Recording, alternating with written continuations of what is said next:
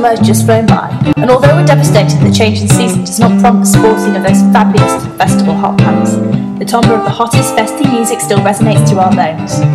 Big TV just had to get out there and reawaken all of those dormant festival memories.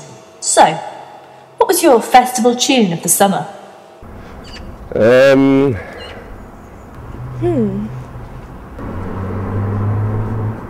me have a think.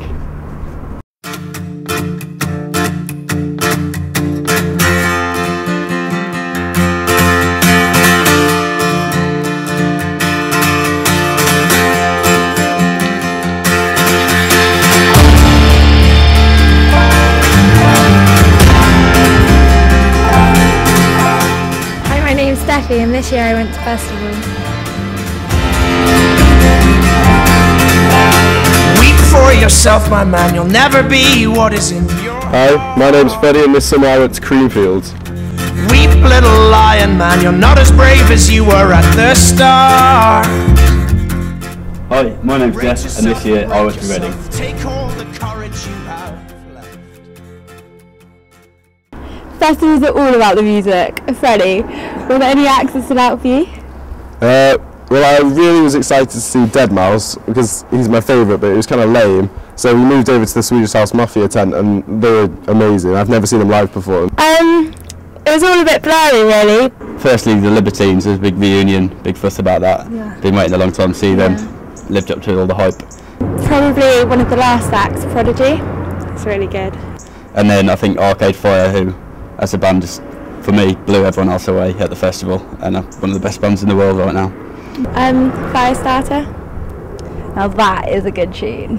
What was your most memorable festival moment of 2010? Okay, well, it sounds really stupid, but there was this one moment where I was right at the front of the main stage when David Guetta was playing, and everyone was like chanting like, get on stage, get on stage. And one of his like little cronies he has at the front dancing asked me to get up with him. So I got pulled up on stage and I was like proper going for it in front of like 30,000 people. I think personally my most memorable moment's more surprisingly in the campsite. I mean, music's a big part of the festivals, but I think you have a better time with the people you've been with, meeting new people, a bit of a laugh in the campsite rather than focusing on the music all the time. And then I got asked to get off the stage after a few minutes, but really amazing 3 minutes. Oh my God, amazing. Sick. Vodka squash, vodka squash. We were all dancing around to Prodigy and we ran out of vodka, and so we started dancing around going vodka squash, vodka squash. Because afterwards we were going to go back to the tent and get vodka and squash.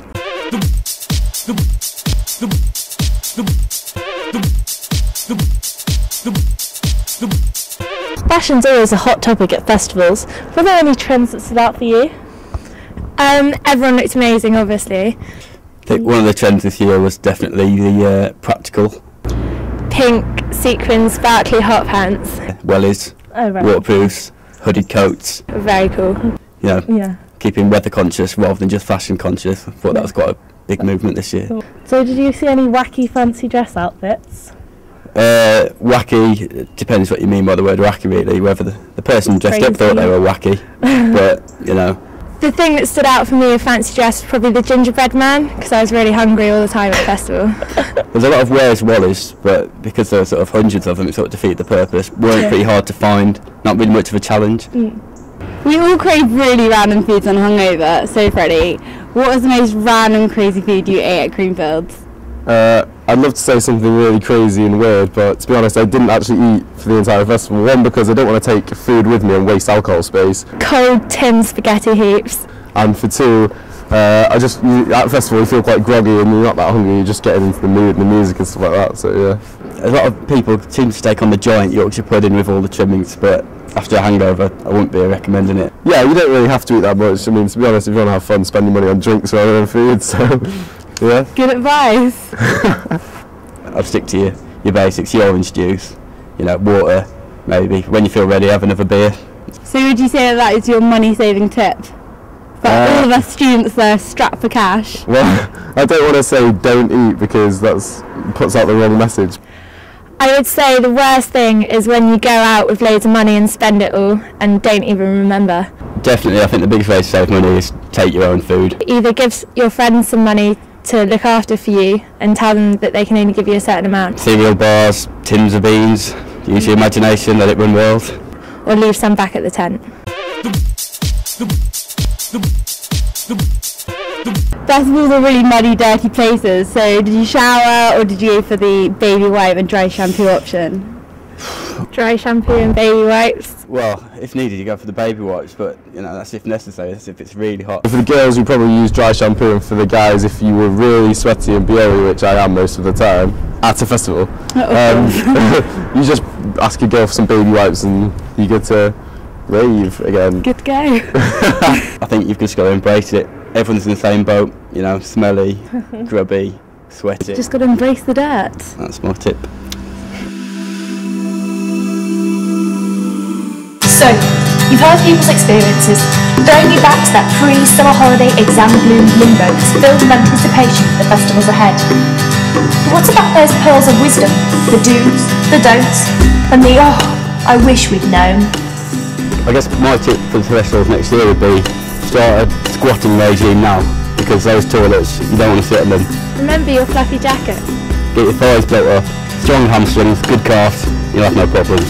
It would definitely be, don't wear any nice clothes because they will definitely get ruined.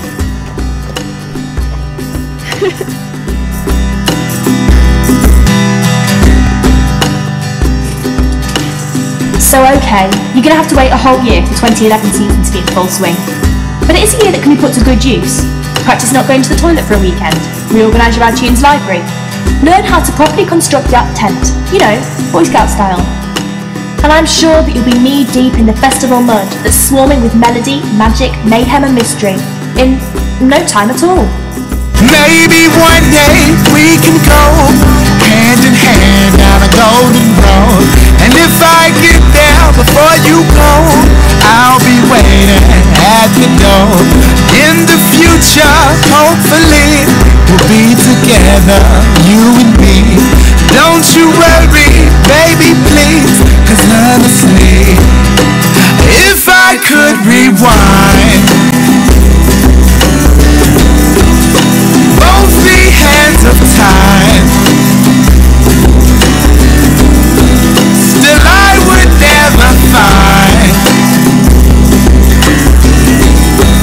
a lovelier design than you. Nothing's lovelier than you.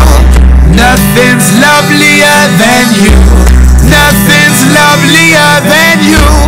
Nothing's lovelier than you.